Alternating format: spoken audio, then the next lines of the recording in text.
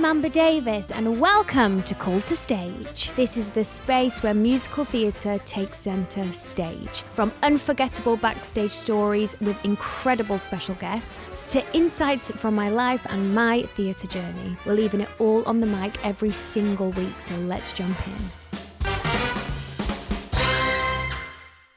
Hi guys, welcome back to Call to Stage with me, Amber Davies. Now I have one of the most gorgeous souls sitting next to me. We've been friends for over 10 years. A decade. Yeah. It's the sensational Idriss Karbo. I'm so excited to be here. I've seen Thank so you. many of these and I'm like, bitch, when is it my turn? It's always been your turn. Trying to pin you down is the hardest part. Stop it. So backstory about me and Idriss. We Yes. went to Erdang at the same time. Dang, at the same time. Not for a long time. I want to delve into it because my memory of you is probably different to what actually happened. Go on then, tell me and I'll correct you. So I came into first year. Yeah. And you were in second year and you left. Yes. To do a job. Yeah. Was that true? That's true, yeah. So I left at the end of first year, and into the start of second year. And I started the Scotswell Boys, which was the Broadway transfer at the time into the Young Vic. Yeah. And then the West End. But imagine through Erdang, this was like, oh my gosh, a first year has booked a West End gig. Like your name was like Idriss. Stop. You know? And because I didn't really see you in college, you were like a bit of a mystery myth to me. Do you know what I mean? It kind of felt that way because I remember I left the school and I just remember like Remy and everyone sending me pictures of just my name and my face, like, you know, on the graduates board, which was so weird because I'd done basically a year there. But it was really hilarious every time I went back to like support like summer shows or grad shows and just seeing everyone. And just you did, like, didn't you? Yeah, I did loads. And you've kept a good group. Massively. Yeah. Those people are friends for life. Yeah. And my year was so close. And we loved each other so much, and we still do. Like, as you know, we're going to a wedding at the end of the year. We are. Of a mutual friend from my year, and it's that consistency of people having babies now and stuff like that. And we're still in each other's lives, so And that's how amazing that year was. And it shows to me how actually small this industry is. Tiny. We always cross paths. Always. You know, I know, Always. like, we won't go 6 months without me seeing you in Sarah House. And Jade as well. Like, And Jade. I remember like, obviously your sister, again, having a separate relationship with her. Yeah. So it's insane how small it is a family. It really is. It is. A little Truly community. is. Yeah, proper community. Also, I just want to say a quick something because today the wonderful Sylvia Young passed away. Yes, and I sadly. know so many friends of mine, she changed so many people's lives. She really did. Including yours. Including mine. I didn't think I was going to get emotional, but I just remember being that little boy from East London with such big dreams and obviously no money, coming from very humble beginnings, and she took me in and gave me a place to be myself, to learn, to love, to fall in love with this industry at such a young age. And she did that for so many of us. Oh, God. So, yeah, it's just really sad because she's kind of like all of our grandmothers in many ways. And, like, she's been such a mother to me over the years. And I just love and owe that woman so much of my life and so much of my chosen family and friends that I have now for life.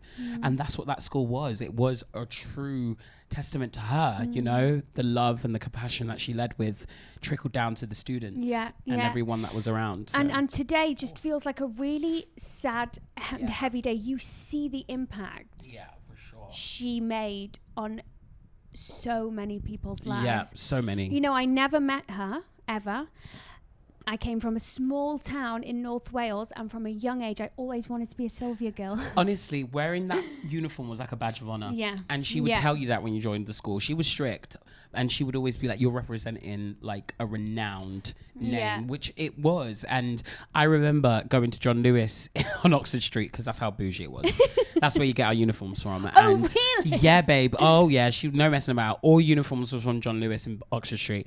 And we got the train down, and I just remember remember putting on that red jumper for the first time and I was gagged. Yeah. Like, oh my God, I'm a Sylvia's boy. Like, this is insane. And you're quite a stamp for Sylvia. I think so. Oh, So that's in my lovely. mind, I anyway. love you for that. In my mind. Yeah, like she definitely supports a lot of the kids that go on and continue their Yeah. careers and are successful, like Leighton and Yeah. John McCree and people like that. So yeah, Giovanni Fletcher. Posted Yeah. Something gorgeous. Yes, yeah. Like there's so many. So I so just many wanted kids. to say, you know, we're thinking of Sylvia's family and her Yes. students and past Yes. students. Her daughters Alison and Frances Raphael as well, icon in the Yeah. industry. So yeah, everyone, the entire Sylvia's family. Yeah. Yeah. Just I thought when it happened today, I thought, oh, Annie's, you coming to see I me? know. Right. Insane. Let's talk burlesque. Burlesque. Firstly, can I ask you this question? Yeah. Before a show, have you got any quirky pre-show rituals? Yeah, my quirky pre-show ritual is praying. I always pray. It's like a meditation. Okay. Like, I take a second, I just exhale. Sometimes I'll lie on the floor just so that I'm grounded. And I'll just say a little prayer. One to my mum and one to universe, higher power, God, whatever you believe in. And that really just sets me up. I like that. It really does. It calms me. It centers me. Yeah, it's the best. Are you religious? Yeah, I grew up in a Christian household. Oh. I would say like I pray and I practice the faith sometimes, but like I am definitely more spiritual and Yeah. more universal. Yes, energy. As I've grown up and as I've gone on to be older. Yeah. Yeah. Okay, I love Yeah. that. So burlesque, it's currently at the Savoy Theatre. Mm-hmm. Do you like the Savoy? I love the Savoy. It's I did my iconic. debut in the I Savoy. know you did. Anyone that goes into the Savoy now, I'm Yes. like, oh, we're basically family. Yeah, absolutely. It's such a special place. Yeah. And I remember seeing Legally Blonde there, and it's my favorite musical of all time. And I remember going to the Savoy for the first time and just like, I want to be here one Yeah. day. So it's so full circle Yeah. being on that stage now. You know, you get a discount for the hotel. I didn't know that. Yeah, you do. Babe, I'm running that bill up then. Yeah, there was one time I was so hungover. I like walked into the lobby and I was like, I need a room. And they gave you a discount. Yeah, they gave me a discount because I literally worked in the theatre. Savoy, catch me outside. I'm running up that bill. That's insane. Now I know that. So, you were not involved in the first Manchester section. No. But which was crazy, I was asked quite a bit to audition for the workshop. Okay. But obviously I think I can't remember what I was doing at the time. I was either like filming Snow White or I just finished filming Snow White and I had a couple of gigs after that. So I just couldn't, it was just something that I couldn't do. Yeah. So it's funny how like it, you know, things, it disappear and they go into thin air and then they come back and find you and it's perfect timing. Yeah. So that's kind of what happened with this. Amazing. Yeah. So audition came through into your inbox. Yes. Did it? Yeah. Did you audition? What for? No. Burlesque. No.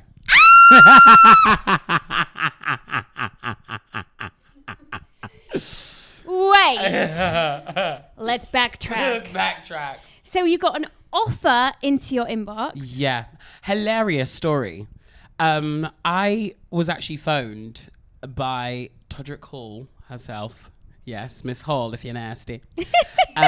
So he messaged me on Instagram and said, you know, what are your availability dates? And I kind of knew they were looking for like someone to alternate and sort of be the Sean walking cover whilst Todrick directs and choreographs, because Todrick wears every single hat you've ever known. Yeah. It's honestly insane to see, like so inspiring. But yeah, I kind of had the idea that he's gonna need someone to be there when he's out front. Yeah.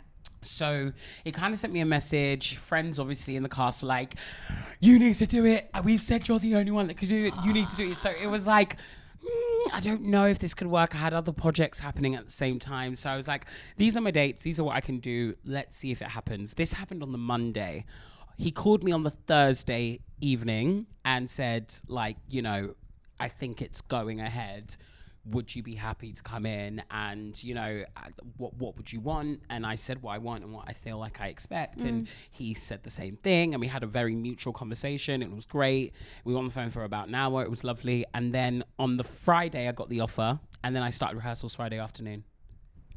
Yeah.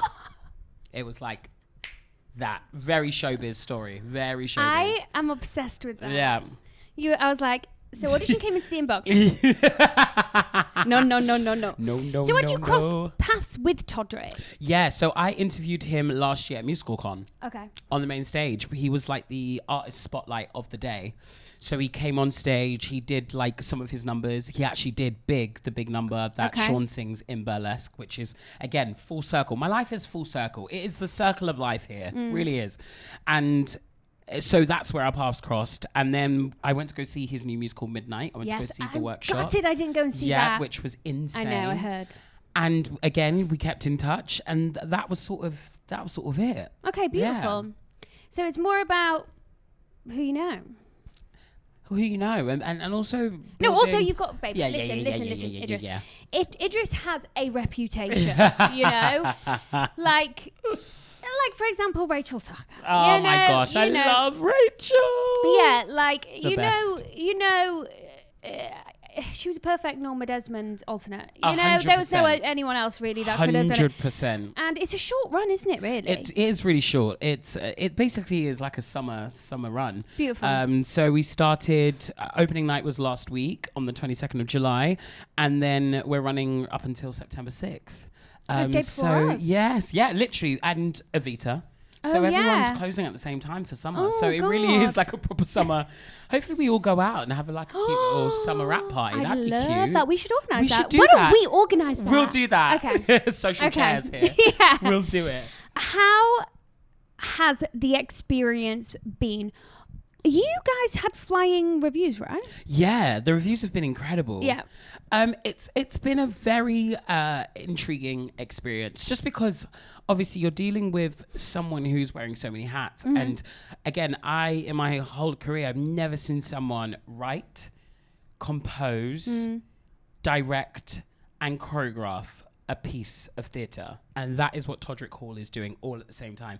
And is playing the lead. Oh, yeah. So that's 5 hats.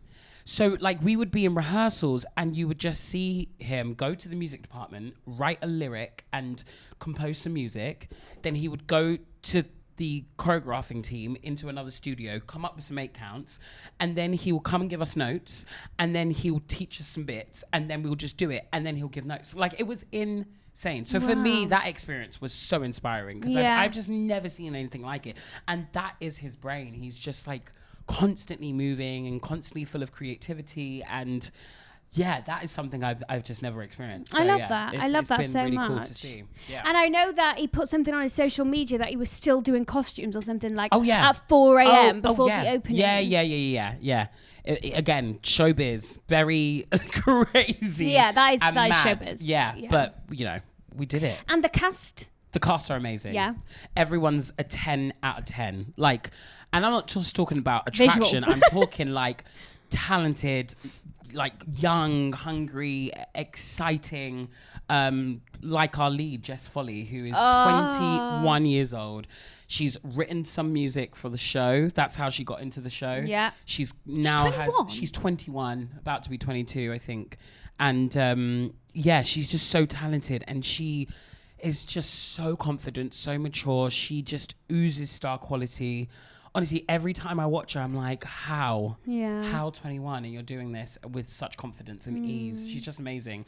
And I think that trickles down into Orfeh, who is a Broadway legend, original Legally Blonde cast who I listened to growing up. She is literally one of my musical theatre icons who leads the cast with such grace and, again, love and talent. Like, everyone is a 10-10. That is so... I love that. Yeah. I'm glad you sound like you're having a ball. Yeah, it really is so much fun. And the show is so great. And so I'm guessing you're glad you had that phone call. 100%. Thanks, Todrick. Todrick, my number is... I'm sure he will. Trust me, he will. He will. Okay, I want to talk to you about I Wish You Well, the Gwyneth Paltrow Ski-Trial Musical. Yes. Now, for me, I feel like as an outsider, this popped out of nowhere and was a huge success. Huge success. And it did. It literally popped out of nowhere. It's insane. Did you go to the Fringe with it? Yes. So I did the first ever reading of it. at the Turbine Theatre. And then I did the Fringe. And then we did the West End. So it was so nice to create something for the first time, create this role and see it go from workshop to concert version to Fringe, so to another workshop to Fringe to West End. So you were there. I literally did the entire thing. So again, it was always in the back burner of like projects that were happening, but something I was like, oh, okay, cute, like if it comes around, fine. And when it did, I was like, oh, this really has popped out of nowhere, and it flew, kept going and going. I think by the time we got to the transfer, we were just like, I mean, is she about to pop out? Like, what's going on? It was just crazy. And you worked with Diana Vickers. Like Diana Vickers. It's her birthday today, actually. Oh, happy birthday, Dee. Love you. Like, for me, childhood. Yeah. She was an icon. Oh, an absolute icon. X Factor icon. Icon. At the Fringe last year, because it's so funny, we're talking in the group chat, because obviously us four have a group chat. We're a band. We call ourselves the Over 25s. Because we really are. The Over 25s. And we were just wishing Dee happy birthday. We were just saying, oh my God, like, it's been a year since her birthday and starting the Fringe and stuff like that, and what a journey we've all been on, and we're still so close, and it really did bring us again friends for life from that job. So it's insane to see it. Is there life for it? We'll have to wait and see. I think maybe. I don't know. I just, in my waters, I don't know if it's completely done. I think there might be. What about a cheeky off-Broadway transfer? Yeah. I don't know. I don't know either. Although, can I just say, listen, do you know how much more expensive it is to put on a show on Broadway? Oh my God, it's ridiculous. Sickening. And truly, I think that's probably why, like, if it didn't go to Broadway or off Broadway, that's probably why, because it's just so expensive. I think it's like triple the amount. Compared to London. Yeah, massively, yeah. That's why every musical and its dog is coming over here. Or he's starting over here. We're very lucky. Keeps us employed. Yeah, it does keep us employed. And it's so weird for us because, like, I don't know about you, but like one of my end games is Broadway. Babe, of course. Yeah. Not even an end game. I would say like now. Mid. Like next contract. Mid, please. Like, yeah, Broadway has always been the dream. And when I have like so many mood boards at home and stuff, and you know, dreams and aspirations, Broadway's right there in the center for sure. Well, I wonder if I Wish You Well. Who knows? I mean, we'll Paul see. Taylor Mills. Come on.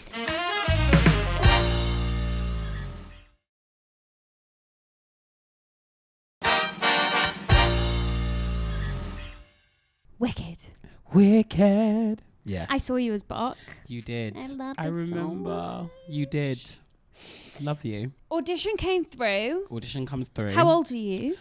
I was 20 at the time. I remember you being a baba. Yeah, I was a baby. I was playing Donkey on the Shrek UK tour. We'll talk about that. Oh, because yes. we have a little link Oh, in that. we do have a little link in that. So, yeah, I was playing Donkey at the time, and I was coming towards the end of my long run. I was on that show for 24 months. It it raised me. 24 months on the road was... I haven't been on tour since, so you know. It was an experience. Girl, I feel you. And I remember with my agents and stuff, you know, when you sign on with an agency and they say, well, like, where do you see yourself? What do you see yourself doing? And I remember one of my biggest things were, I would really love to be Bach. And I know that it's never happened before. Yeah. I know someone like me and a person of color has never played the role, but I just see myself doing it. Like, it was just one of my goals at the time. So I remember Playful Productions were producing the UK tour at the time, and auditions were rolling through for the 10th anniversary. I was coming to the end of my contract, so it was kind of perfect. But again, you know, you just don't think anything of it. Yeah. So I get the audition through, I go in, and then we just so happened to be in Wimbledon doing Shrek. Oh. So the entire team came to watch a matinee whilst I was on. Yeah. Stars fell in line. Stars really fell in line. So whilst I was auditioning, the team saw me on as Donkey, and then they just kept calling me back. And I remember every time I went in, I was just like, this is a joke. Surely. Like, there's just no way. It's wicked. Like, it's wicked. And then I just remember being in the finals, looking around, and I was the only person of color sat there, and I even thought it was more of a fluke. And I was just like, this is just not going to be me. I saw some boys that were in the show already that were covers auditioning for the role. And I just thought that makes sense, surely. And then 2 weeks went by, and I'll never, ever, ever forget it. I was getting ice cream with a guy I was dating at the time, and he left me, and then I went to a prep. And as I sat down at this prep, I got the phone call, and that was it. So you were the first person of colour to play the role ever. Yeah. On Broadway? Ever on Broadway, and in a principal capacity, yeah. Ah! I didn't know that fact. Yeah, at the 10th anniversary, yeah. Babes, ever. Look, I got goosebumps. Yeah. To wear that hat. You're going to make me cry. Honestly, I have complete goosebumps. Yeah, I know.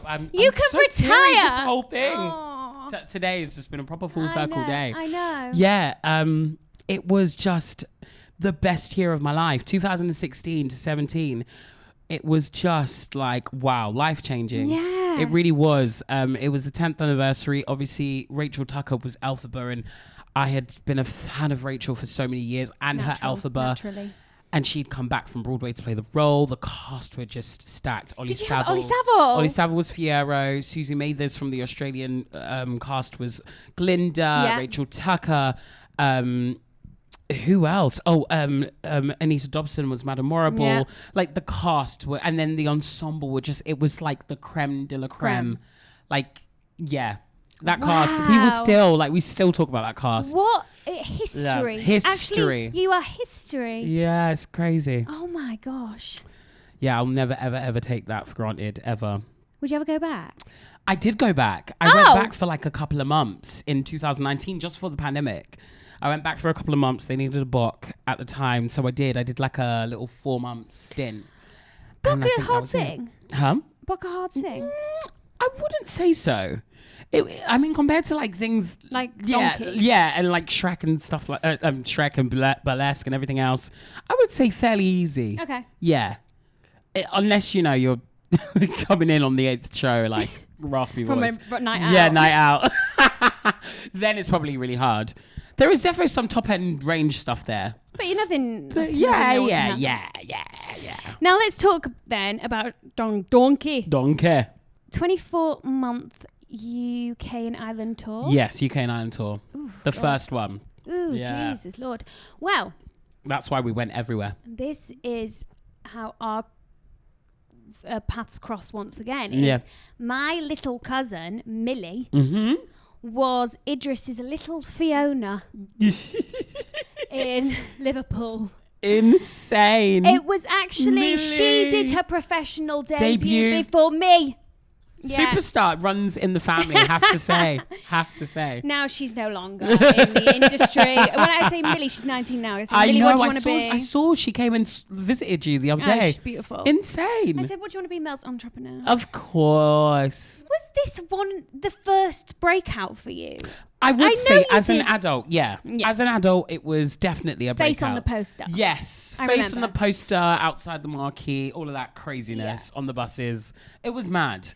Something I never got used to. And it was a very successful tour, wasn't it? Very successful tour. We did all the big venues. We were there for probably like 6 to 7 weeks at a time. Oh, it was a long tour. It was literally the West End version picked up and put on tour because it was huge. We had all the sets, we had all the costumes, all the original direction. Actually, no, the direction changed because Nigel Harman directed it. Yeah. But we had all the original choreo, and it pretty much was the West End show, which was insane. I love that. And would you have to tour again? For the right thing, I think. Yeah. Yeah. 5 guys named Mo. Yes. And then the Scottsboro Boys. I'm kind of reeling through this now because there's some things that I want to ask Idriss. Yeah, I've got 5 minutes left. Okay. The Scottsboro Boys. Yes. First show as an adult. Yes, as an adult, yes. And that was straight out of first year. How did that come up? Did you have representation? Yeah, so whenever you go to Sylvia Young Theatre School, you kind of leave with the agency and they will say to you, if anything comes up, we'll let you know. I remember seeing some adverts online about the Scottsboro Boys. I saw videos of the Tony Awards, and then they had like 12 Tony nominations at the time. So it was a massive show. And I just remember this part that kind of suited me. And I remember phoning the agency just saying, it's coming to London. Do you think there'll be any auditions or that I can go to, whatever? And they phoned back and said yes. So I went to the audition. Obviously, I was at college at the time, so I was like, oh God, I shouldn't really be doing this, but we'll see. And thank God I did, because like a couple of months later, I was cast as Eugene Williams. Yeah, and then we went to New York to learn the show out there with Susan Stroman. Yeah. We all got flown over and we learnt the show and the history of the show for like a week. And then we flew back and started rehearsals. It was insane. So, do you know, you peaked? At 17. Peaked at 17, babe. All downhill now. No. That is wild. It was wild at the time. So do you think, yes, you obviously went to Sylvia's and you did a year at Erdang, but have you learnt majority of this industry on the job? Yeah, I would say so. And as a kid, I think, you know, you have to grow up and mature so quickly. And the great thing about Sylvia's is that they teach you etiquette, and they teach you how to behave in a professional environment, because you're representing her and the name and the school. So you do leave with so much knowledge. So when you're coming into college, you're like, oh crap, like a lot of this stuff I kind of already know, which is great. And then of course you're learning as you're going on whilst you're working. So yeah, I would say it was half and half. Learn as a kid on the jobs and at Sylvia's, but also on the jobs as an adult. Yeah, because Idriss, guys, did his West End debut as a child in 2017 in The Lion King. 2007, Joe. Oh, sorry, 7. It literally says 2007. It was a long time ago. I wonder if I'd have seen you in that. Maybe. Because that was my first... There's so many people with programs that are like, babe. And it's my little face. Yeah, it's insane. Charlie on the Chocolate Factory you did as a child. Mm-hmm. Thriller Live as a child. And Oliver as a child. Yes. Is there any more that I missed? No, that was it. Yeah. That is... I wouldn't say a normal childhood.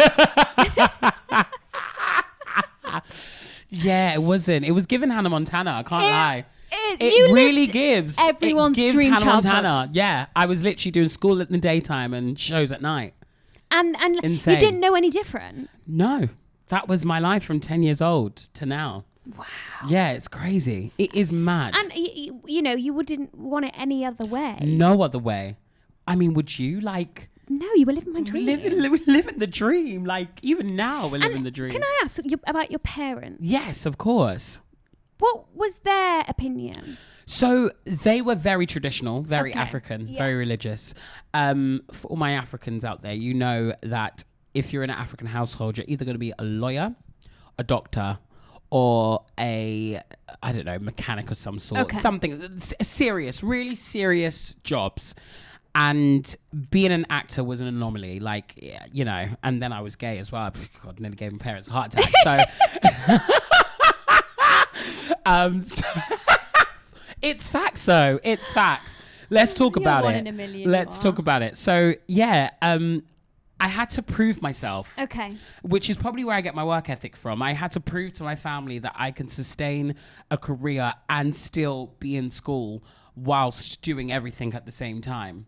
And without proving to them that I could do it, they wouldn't let me. Okay. So getting into Sylvia's was completely off my own back. I had to like search for the auditions and like do all the research myself and get the audition, and then they would, you know, support when they could until I got a scholarship. And, you know, so like everything kind of unfolded because of just my dream and my passion and just wanting this need and want to perform. And you are literally insane.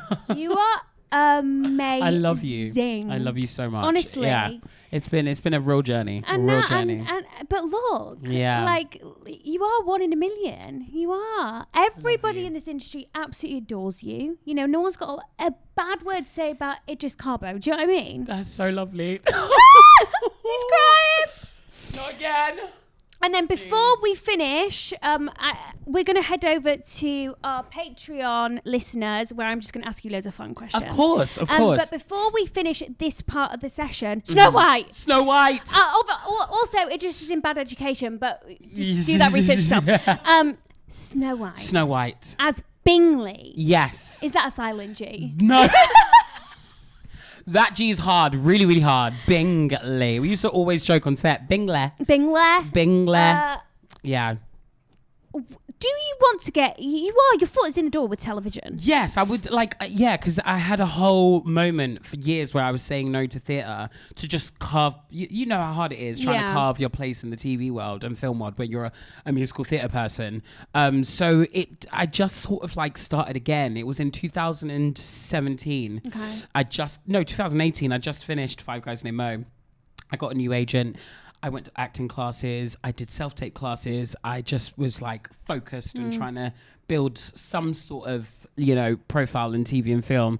And slowly and surely I got there, did a load of guest episodes on like Bad Education, Casualty, Doctors, Years and Years. And so there was a load of little bits there. And then finally I got a role in Snow White. And it was like, okay, like this momentum, has worked out. Yeah, and work creates work. The work creates work, exactly, and experience. So, that casting was so weird. It came out of nowhere again. Okay. And it was very quick. I did about 4 auditions. A self-tape? I did a self-tape.